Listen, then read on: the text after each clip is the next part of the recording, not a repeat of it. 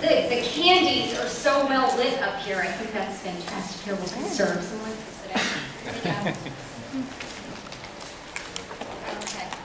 Now I feel like my panel is much more eco-friendly. Yeah, oh, hey, listen. Afterwards, not right now, but afterwards, if you guys want candy, we have candy.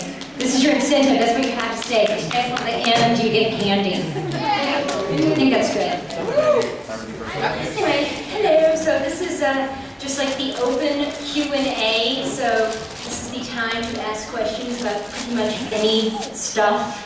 And there's a very enthusiastic person in the front row, so that's probably who it's going to be. There's a lovely microphone up here where your voice may be amplified so that everyone may enjoy your question. Go ahead. Go ahead. Go ahead. It's okay. No. I have a feeling I didn't want this, but go ahead. No. What do you like better? Pokemon or Sonic? I did Pokemon or Sonic. I'm annoyed. Think about it. Okay, I would have to say Sonic, and that is only because one of the companies that I worked for distributed Sonic. But to be honest, I sincerely have no preference. Wait, we'll do to someone else. Come on, you can go again. We'll.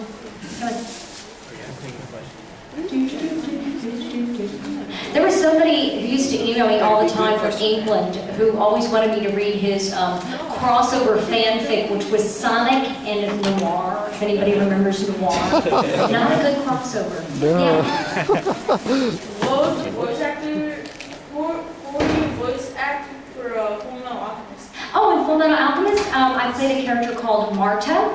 She was in the second season of the original show. Marta was a snake chimera. She was one of Greed's bunch. Helped, from the Devil's Nest, helped to capture Alphonse. The line was, "Mind if I come in?" And then, then she rides around inside Alphonse for a bunch of episodes, finds out who the Fuhrer is, and then, and scene. Goodbye, Marta. And in Brotherhood, my lines were something like, "Hi, I'm Marta, can I come in?" Yeah, that was about it. I had like 4 lines in Brotherhood. And she was awesome, but it was more like, "Oh, she's dead, who cares?" That was messy. Somebody get them off. Anybody, you guys just come on up here, just get in the line, get behind the microphone, just go, do your thing. She's back. Go ahead. What do you like better? The Legend of Zelda or Kirby? My friend would have asked, but he's gone. Whichever you think. Kirby! Okay, Kirby's very cute, I have to say. Yes.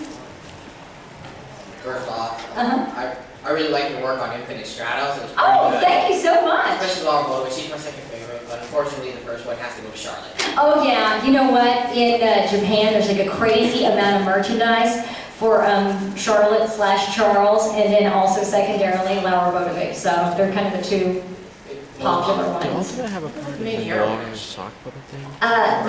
Those are the two that have the most merchandise in Japan. Yeah. So I have 2 questions. How does it feel working on an anime like Infinite Stratos, and how did you feel about voicing Laura?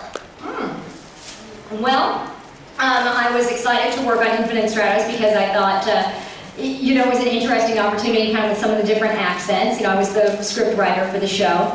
And so as a script writer, I have way more involvement on a show than, opposed to just being a voice actor. But so I was watching the show, and as soon as I realized, there's a German, character in this. There's a German girl who's like kind of loud and pilots this sort of mecha type device.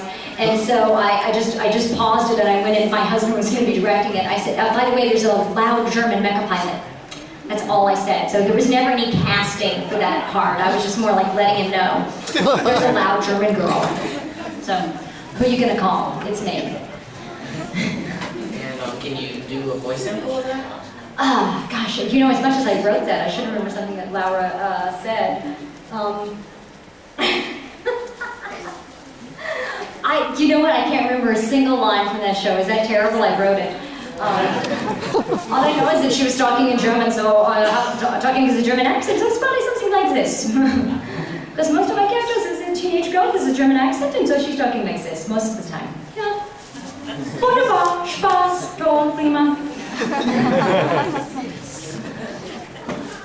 Speaking of noir, do you remember a little extra on the DVD where every character was like a sock puppet? Yes, very well. I remember the sock puppet theater. Did you really enjoy that? That was fantastic, yeah. Back in that time that we did noir, which was around 2001, I think, that was sort of in the golden age when there were a lot of extras that were on most of the DVDs. It was kind of expected. You had to have some kind of extra features. And that was about, the show Noir came out on 7 DVD volumes, I believe. And by about the 6th volume, the director, Matt Greenfield, had kind of run out of source material. So he came up with the idea, this very dark, very serious show of doing like an extra episode where the characters would all be played by sock puppets. And so he and people from the art department made up these sock puppets, and then Matt and one of the other guys from the studio enacted the whole scene with the sock puppets, doing the voices themselves, and then later we, the actual female voice actors, came in and overdubbed. But I mean, my favorite thing was watching it originally when it was like Matt doing all the voices, because they had to say the lines so that they could operate the sock puppets. Oh no, come over here, I'll kill you, you know, whatever. So yeah. Anyway, that was awesome. It was fantastic. I also got to participate in the sock puppet extra that was in Mad Labs. Yeah, using many of the same sock puppets, I might add. They were recycled. Sure. How many Pokemon do you think there are? And then the other one is, which one's better, the Leaf Village off of Naruto or the Akatsuki? Let's see, how many Pokemon? 4,172. Too many! And I believe it. I don't know. Pokemon, I know that there's less than 700 and a little bit over 600. I know that. 649. Okay, that's what I'll go with, 649. How many kisses are in this basket? Okay, it's like a guessing game. Are you an Adventure Time fan? If so, who's your favorite character? Okay. Tiffany.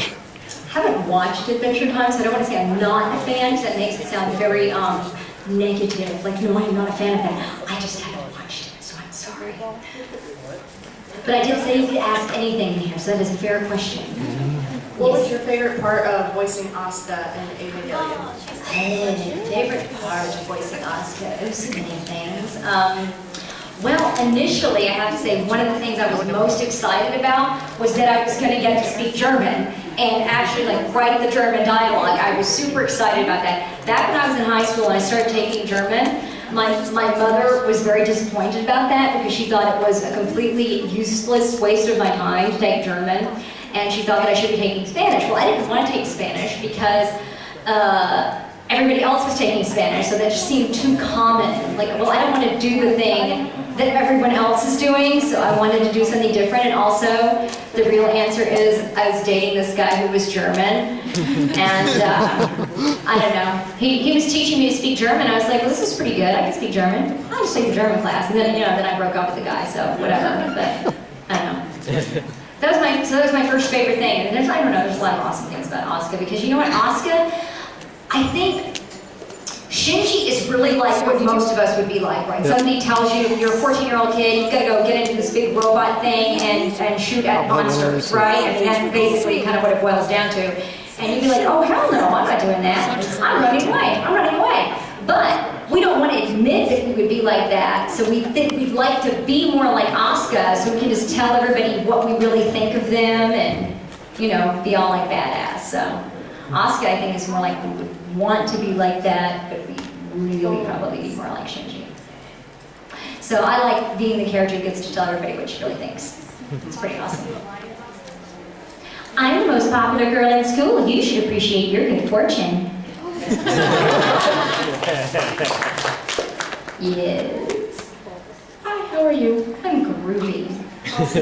With your voice acting, Mm-hmm. have you ever like been like emotional with the characters, like associating with them? Have they? I'm sure they might have made you laugh, but have they ever made you cry? Oh, absolutely, yeah. I mean, there's been some very deep, serious, very touching moments. I mean, I can think of a few that were in Evangelion, a show that we worked on, Rosathon, back probably about 10, 12 years ago. Noir was mentioned earlier. So yeah, there's been a few of them that, you know, got pretty heavy. And just one other question. What's your favorite flavor of ice cream? Well, I can't eat ice cream or any other dairy products at all. Do you like sweet stuff? But I eat like tofuti. I call my pretend ice cream. So there's a lot of the pretend ice cream stuff that I like. So pretty much any, like, I don't know, like fruity flavors, or there's tofuti makes this one that's like this almond bark thing that's super yummy. But I don't know, it's rough because I can't have gluten and I can't have dairy. So curses. Hello. So if all of the characters that you voice were locked in a room for 24 hours, what do you think would happen? Well, first of all, it would have to be a really big room. Wow, what would happen? Mayhem, chaos, possibly Armageddon. I don't know. I mean, some of them are not even human, so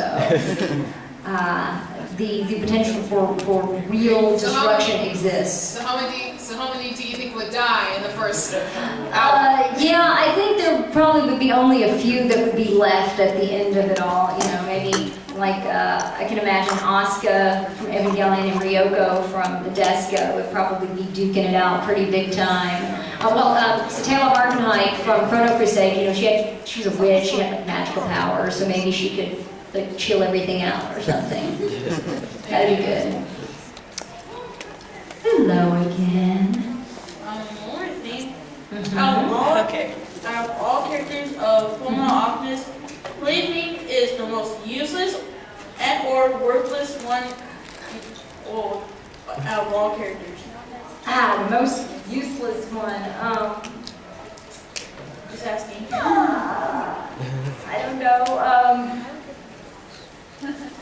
Armstrong's mom. I don't know.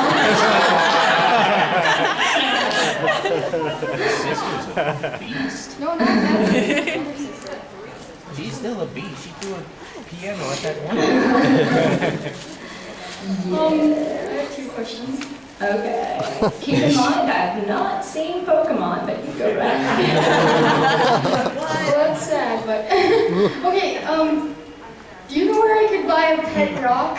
Do you know that I had a pet rock, and there are probably only a couple of people in this room, yes, I'm looking right at you, that ever had a pet rock or knew anyone who had a pet rock, right? And you know what I'm saying? No, I think the eyes fell off my pet rock. Okay, you know what a pet rock? This was like in the 70s. There was they sold it. It was just a rock, and those little like googly eyeballs. They pasted some little googly eyeballs on it. They put it in a box, and people bought those. They were great pets. You know, you didn't have to scoop the litter box or wash out the aquarium or anything. You know where I could buy one? Do not know. eBay. Okay. Now here's a question Garage that's sale. also Go very ahead. annoying people. What do you like better, cake or pie? Pie. Yeah. Good question. Pie.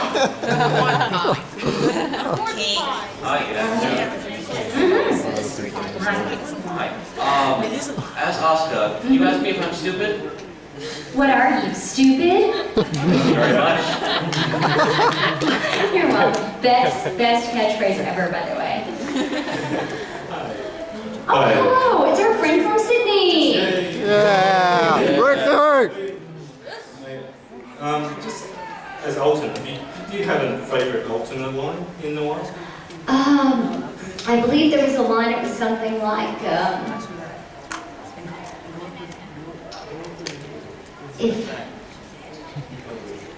if love can kill, then surely hate can save. I think it was something like that. Wasn't that the correct line? Yeah. I'll do that. That's a pretty awesome line. Mind-blowing. You know, with Altna, I always wanted, because she's she's very dark. I mean, she's really sinister and evil. So I wanted to make her like this. But the director was always telling me, no, less. No, pull it back. No, less than that. Less. Yeah, she was just very right here. So that was a challenge, because, you know, to make her cold, but not make it just like a flat monotone. Yeah. So there was some intention behind what she was saying. Yeah. If love can kill, surely hate can save. Sure. Hey, I was just wondering, what would you say, you remember, but what would you say is your most challenging role you've ever done, as voice acting or not, but just because of like, either because it was outside your comfort zone or it was personal to you, what would you say was probably your most challenging role? Well, that was one of them, the one I was just talking about there, Altna from Noir, just because you know, a lot of the characters that I've done have been very energetic,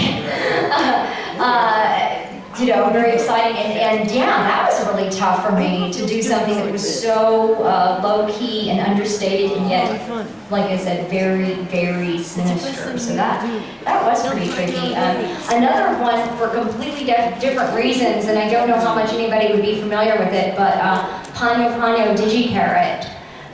Was a super happy, spunky show, and I played this creature that was kind of like a balloon, and he had this very high, scratchy voice, and it was really hell on my vocal cords, and I don't know how I ended up doing that role, and why did I ever do that voice? I don't know, but that was very difficult for me, just like for physiological reasons. It was torturous. Don't know why I did that, but I did. Luckily, it's over. Hopefully never have to do that again. Sure. With action. Okay, I'd like to as Marta from Office. I know Thank she you. had more time on screen. I know. Because I think she's got part of the training development was 3 Monday men everything. Yeah. But I also have a question. From Full Alchemist, such a series, and then how'd you feel working on Ultima Thule? Ultima Thule was such a random, over the top anime. How'd you feel working on that? Yeah, I know. And those were kind of around the same time as well. And yeah. I loved working on Azumagadayo, and the funny story about that is I have been doing scripts for a show called Angelic Layer, and in the process of writing scripts, you have to act out all the dialogue as you're writing the script to make sure the dialogue is going to fit. And inevitably, as a scriptwriter, you end up doing like your impersonations of the actors who are doing this. So really, where Calren kind of came from was basically my impression of Jessica Boone. And when I went in an audition for Azumagadayo, a friend of mine who was a big fan of the manga said, "Oh, you're going to audition for Tomo. I know you'll be Tomo. Tomo said you're definitely going to play." So I went in, sure enough, right away auditioned for Tomo. Then I auditioned for Eureka. And I was just about to, the director said thank you, I was just about to leave, and funny thing was, at that audition, the guy who was the writer was in the audition, which is very unusual. The writer is almost never at the audition. And I saw him lean over and say something to the director, and they said, "Oh, no, wait a minute, don't leave the booth yet." And then they pulled up this scene of Calren. And I had done a few takes of Tomo, a few takes of Eureka, and we watched the scene with Calren, and I don't even remember which scene it was, probably something with Misakagi. And so we watched this scene, I did one take of it, and they were really smiling, and they said, "Thank you," and I left. And that was it, I did one take, and I got that part of Calren. And Calren is like really different, pretty much from anything else I've ever done. But I realized after, like, oh, that's my impression of Jessica Boone. That's what I was doing. I'm not saying it necessarily sounds like it's an impersonation of Jessica Boone. It's my impression of Jessica Boone. And Jessica's adorable. Thank you very much. Anyway, thank you. Hello, Tiffany. Hello. I have a two-part question. Go ahead. One part was, I find you mentioned Jessica Boone as from Rocky. She was in your Yes, she was. So, do you remember any lines from the anime, particularly? That's my first part. Oh, from Marvelous? It's 20. Not exactly. You know, it's a shame because I wrote that series too. I mean, it's extras too. You did the newspaper thing? I did. I wrote everything for Mavarado. I wrote the school newspaper, the box text. I wrote all of that. I just remember that as very I don't remember like an exact line, but it was like, oh, come on now, what does love have to do with it? So that was like more her attitude, but like an exact line, I don't know. I don't remember like a catchphrase or something. And the other part of the question is, what was your favorite moment from the acting? Oh, actually, I thought towards the end when, it started off with, she just wanted to, like, get his genes to produce, like, the super baby. But she actually, finally admitted to herself that she had feelings. So when it got to that more serious point where she was actually realizing that she had true feelings for him and letting him know that she had feelings for him, then that was really like my favorite part, just for me as the character in the show. I like that part too. Thank you. Hello again. Okay, so when you were recording for Full Metal Alchemist, has there ever been a point where in your brain, while you were recording, there's a voice going, okay, too many people like this show, don't screw up, don't screw up, don't screw up. Or the fans will chase you out of town, no, absolutely, there was none of that, because you have to remember, we were recording it at the time before that's happening. So FMA wasn't like this giant, there was some following for it, but it wasn't. There was a following for it, but there wasn't the kind of mass hysteria fanaticism at that point, I guess is what I'm saying. So it wasn't so crazy. But I remember that was an exhausting recording session because I did all of Marta in one session, and we didn't finish until about 2 in the morning, so it damn near killed me. Hello. I wanted to know, when you were in the studio dubbing for Martha, if there were any really hilarious moments you had? Well, some things I can remember is, for a lot of the times, Marta is inside of Alphonse's armor, right? And I don't know if you guys realize this, but for the method that we used for the American dub, it was the exact same as they did in the original Japanese, which was that there was a bowl that was basically kind of shaped like this, and it was just like a metal, like a mixing bowl, right? And it was on a clip that was in front of the mic. So, actor's face, bowl, microphone. And so that gave that reverberation sound.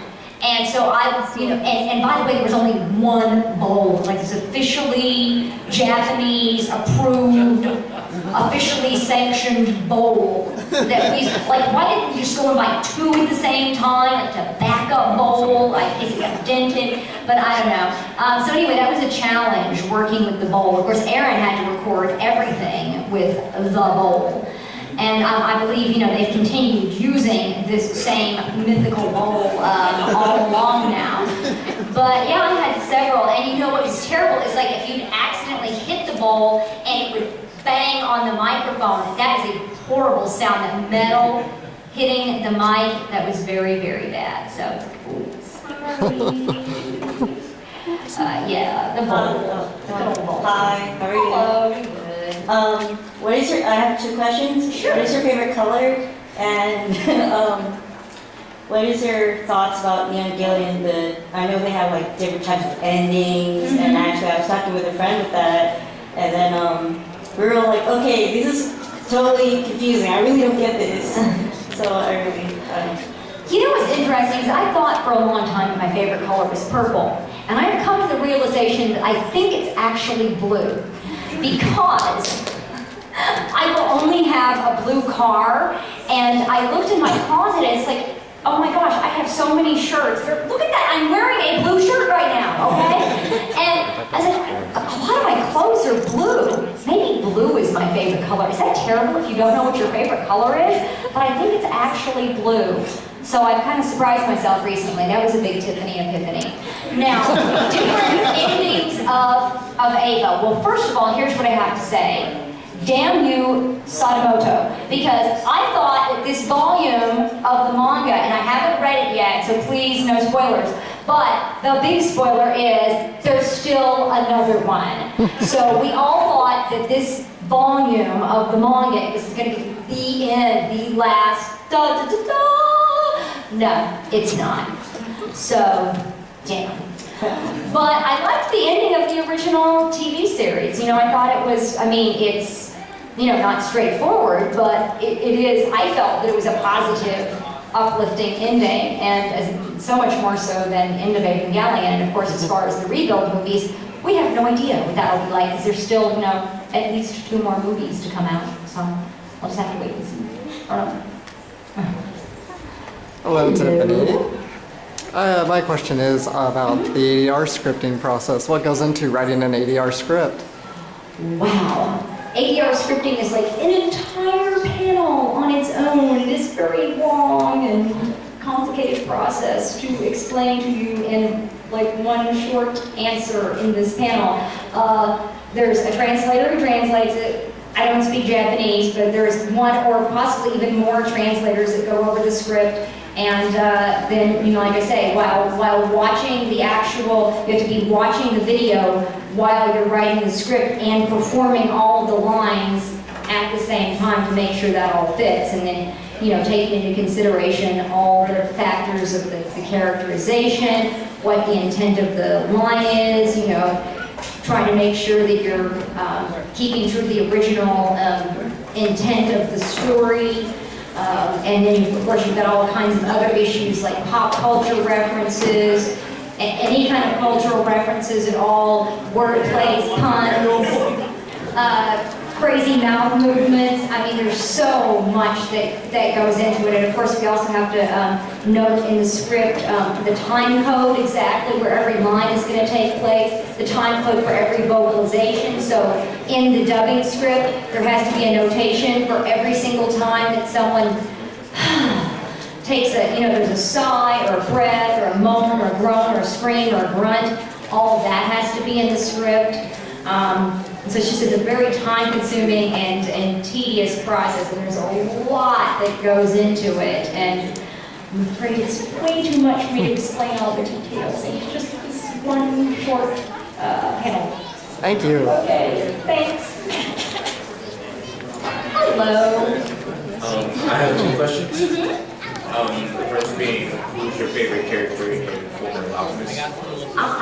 And the second being, if you could have any 3 superpowers, what would they be? Oh, 3? I can have 3. Wow. Maybe Izumi, I think. And 3 I never thought about having 3 before. Well, I would like, you know, in it was like the Wonder Twins, and that you could be like different like, size of an elephant or whatever. So I want to be able to do that, like be different sizes. I think that would be cool. Let's see, super hearing I think would be awesome. And I don't know, that it comes down to either flying or being invisible. Gosh, see, but if I could be different sizes, I wouldn't need to be invisible so much. So I guess flying. Flying 3, wow, that's very generous, thank you. It's not like you can really grant me those, but hello again. I have 2 questions. This time bet they're you not do. stupid. Oh, wow. I won't hold my breath, but you go on ahead. I talked to Jean Marchi before, and then like Yes. she was talking about how vulgar whatever she writes is. Did you ever write anything vulgar?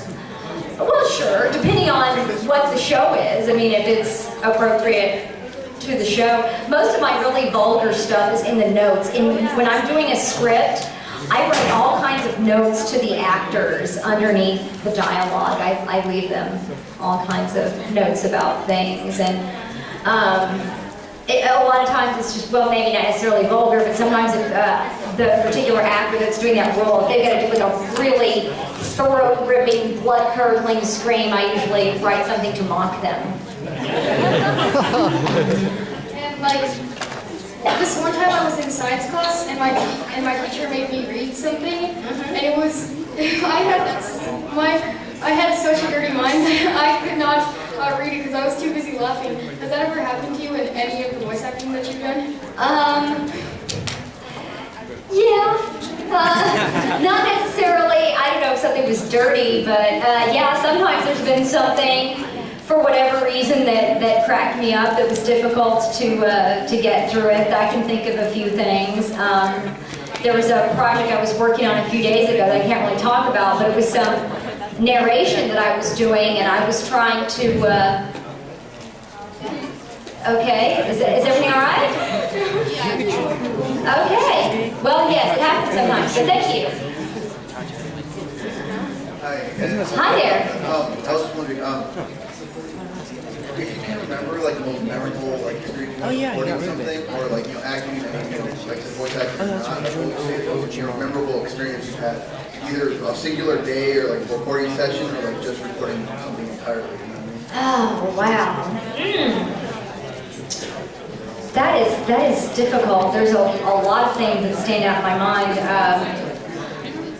I was a fan of Robotech back in the 80s, and there was a time period when Carl Masick, who was the producer of Robotech, that he was producing and directing at ADV. And I remember the first time that I got to work with him was probably the only time I've ever gone in to work on something where I was actually nervous about it, because I was very excited about, you know, getting to work with Carl Masick, you know, and I was like, oh, Mr. Masick, it's so nice to meet you. I'm a big fan of Robotech, you know. And at that point, when I'd been working in the industry for, I don't know, probably about 8 years, so it wasn't like I was brand new or anything, but I was just super excited to meet him, you know. So I don't know, that was a pretty memorable moment for me, acting-wise. I don't know, that was the first thing that came to my mind, so that's probably as good as anything. Just one more question. Have you ever, like, when you got to audition for things, have you ever been like, I have this role, like, so easily, but then you don't get it? Like, maybe a role that you're like, that's perfect for me, like, you know, never get it, something like that. Oh, I mean, you don't get most of the stuff that you audition for as an actor, so, I mean, so I never think, oh yeah, I totally got that. I mean, you can't have that. That's a terrible attitude to have.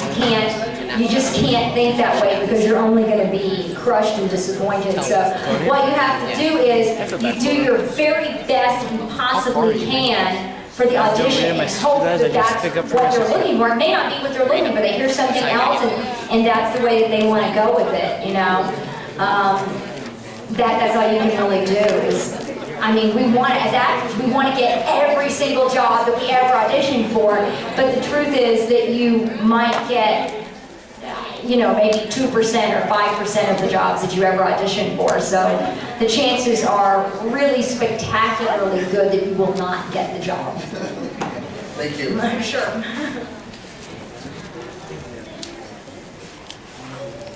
Hi, I have two Oscar-related questions. Sure. My first one is, what do you think about the new crazy eye patch Oscar? Well, I think in about a week from now, everybody's going to find out, because the movie's coming out in Japan on the 17th. You know, when they first started showing those little trailers for the new, of course there wasn't a movie, that was just a trailer that was put together.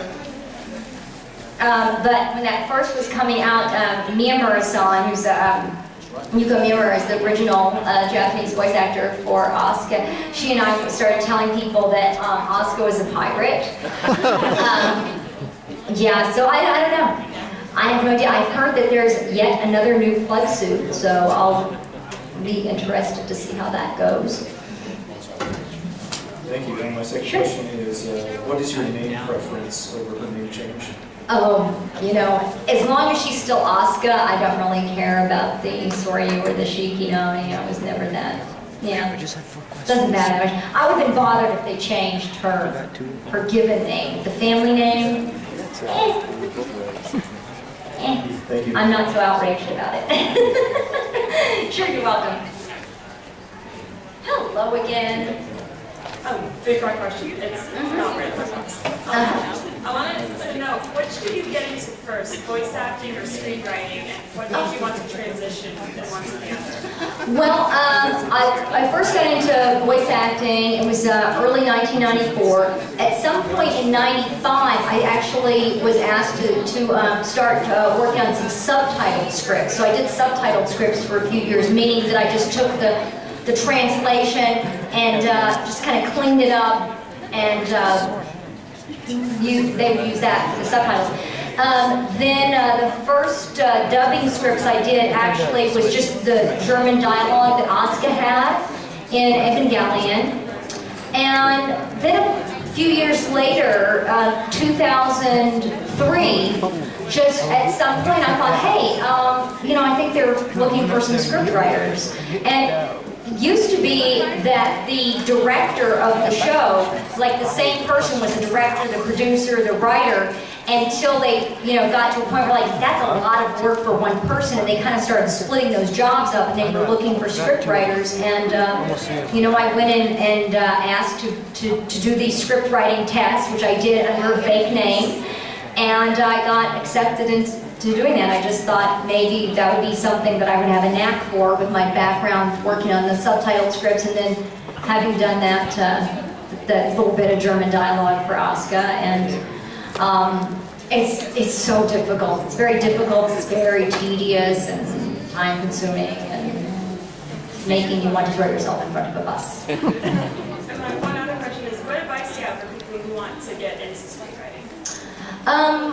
Well, I mean, the kind of writing that I do, which is very, very highly specific, so it's not really screenwriting, it's ADR writing. So it's writing for a dub script, a script of something that's already a finished product. And I don't know, because honestly, the people who do it are people that are already working in the industry. And it's really important because you really have to have an understanding of the whole process and have that experience of working in the recording studio, either as a director or an actor. They've tried, I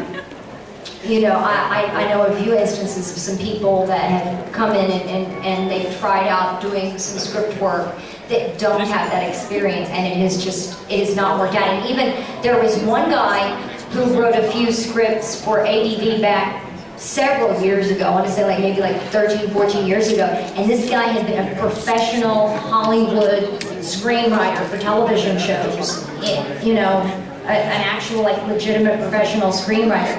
But he didn't have that knack for, his deal was coming up with original storylines and plots, and he didn't have to be constrained by this is how much the character's mouth moves, and they have to say something that means this. So it's a very specialized thing, and I know even some of the people that have been within the industry that have tried their hand at it and said, man, that's just too hard, I don't want to do that. That hurts my head. So I'm sorry, I don't know, I can't tell you on that. Hi again. I have two questions. Sure. The first one is on the series Infinite Stratos. Who do you think, which heroine would you like to have the main hero? Would I like, which of the girls would I like to have? Like, which girl would you want to win in this whole madness, in trying to get the guy? The one who should get the guy? Yes. That is, probably Rin, I think. That would make me happy. And I'm sadly have to say I don't think that Laura Bodevig is the right girl for him, but even though she thinks that they're married.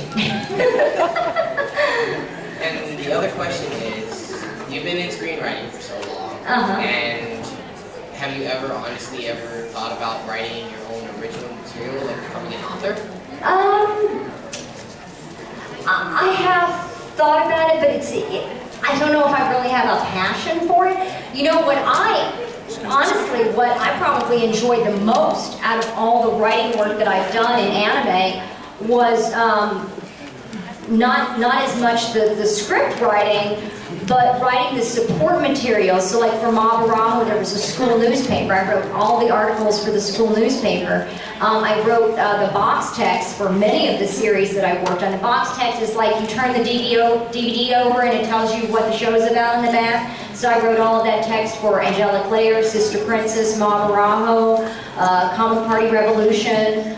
A bunch of the shows that I worked on, I got to write all that stuff. Oh, Sister Princess, there was also a lot of ancillary materials for that, the letters that the girls were writing to their brothers, so I really, really enjoyed that very much, so.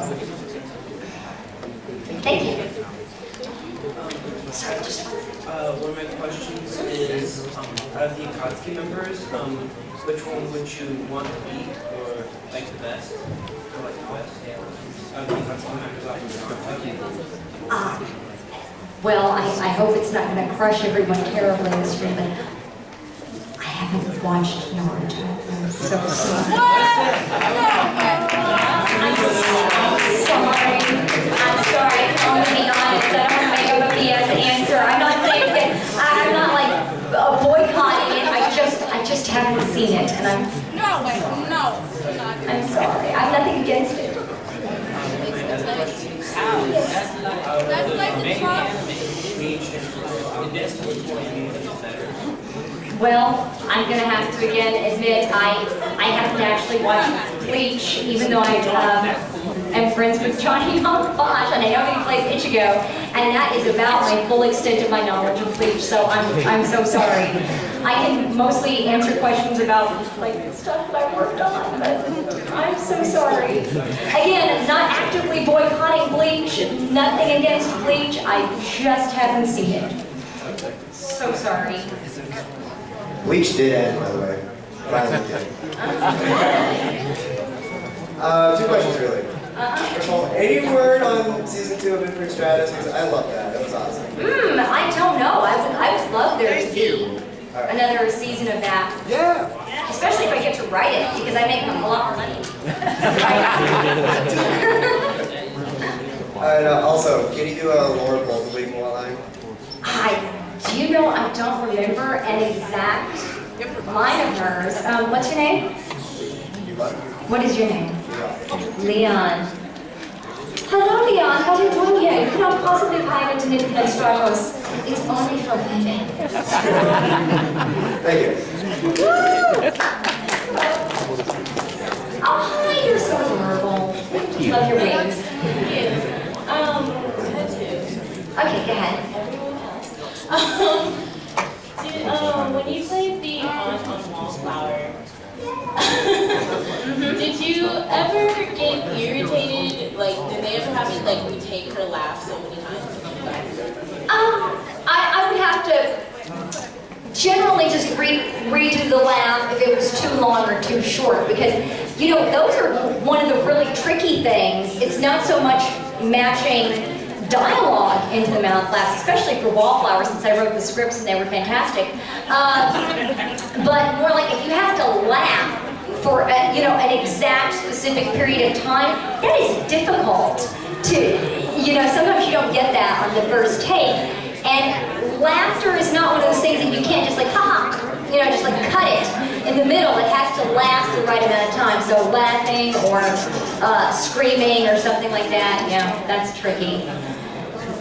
Also, like, when you're thinking about, like, the character and, like, how she was supposed to act, like, how did you define, what kind of thing, like, how did you find how you wanted to do? Well, I think the landlady is very full of herself. I mean, she's very confident and she knows exactly what she wants and how she wants it. And so I just think she has that air of authority and really being in charge. And so I just kind of try to adopt that attitude that she is going to get her way and will do what she says. So. Would you like to have a house full of guys like that? That would not be so bad.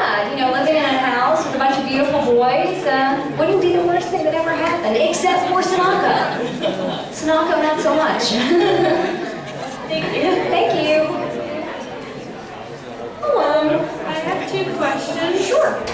How did you get into voice acting? Okay. And what do you enjoy most about your job? Oh, those are both very good questions. And might I say I was surprised that with only like 8 minutes left, that's the first person to ask how I get into voice acting. I'll try to give kind of an abbreviated version here, but I've been acting for a long time, since I was at least in 2nd grade. So I've done, I was doing like school plays, and I used to put on shows with my cousin Helen, and it was terrific. And it was always, I just always felt like I was a performer. I was always an actor. And at one point, a friend of mine called me and said, hey, there's this new company in town, and they're going to, I don't remember exactly how he phrased it, but something like, they want to dub this Japanese movie, or something like that. And he said, I remembered that you're an actor. So that's literally as simple as that, as I was an actor, and someone who knew about the audition called me and said, hey, they're looking for actors, here's the number. And I just went down there, I auditioned, and this was right in the very beginnings of the anime industry in Texas. And since then, that's really become kind of the center of anime in America has really, been like Houston and Dallas. So I went in an audition, and I was the very first person to be hired as an anime actor in the state of Texas. So I just kind of got in on the ground floor. And my favorite thing about doing this kind of work, about being in the industry, is just that great ability to be able to play such a wide variety of characters.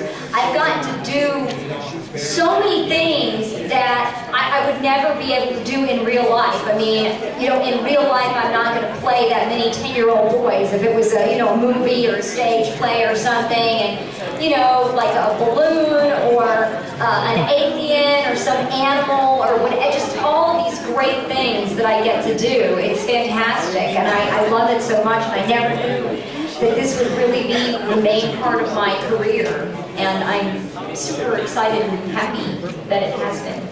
And also, listen, before the panel is over, I'm so sorry that it's taken me nearly to the end of the panel to say this, but if we do have any veterans in here, I just want to say God bless you all, and thank you so much for your service. It is Veterans Day today, so thank you to all of you who have served our country. So anyway, completely off topic of your questions, but I wanted to get in there.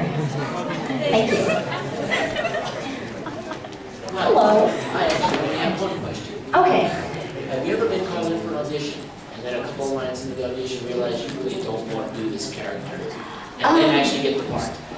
Well, I've not really ever realized I didn't want it. It's like, oh, it's more like, God, I really need this job. You know what, though?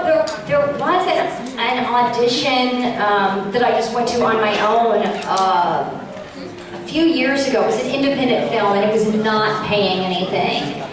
And I was looking at the script, and I thought, you know what? I am really not right for this role. And there was something in the script about the character that I was reading for, and she was trying to, there was a guy that she was trying to persuade for, anyway, she put her tongue in his ear, and I'm like, oh my God, put my tongue in anybody's ear, especially if they're not paying me for it. So that's really the only one I can think of. But I actually, like, paying jobs, I really can't remember going in there and thinking, boy, I don't want this job. Really not a thing that actors ever think of, is like about not wanting to get a job.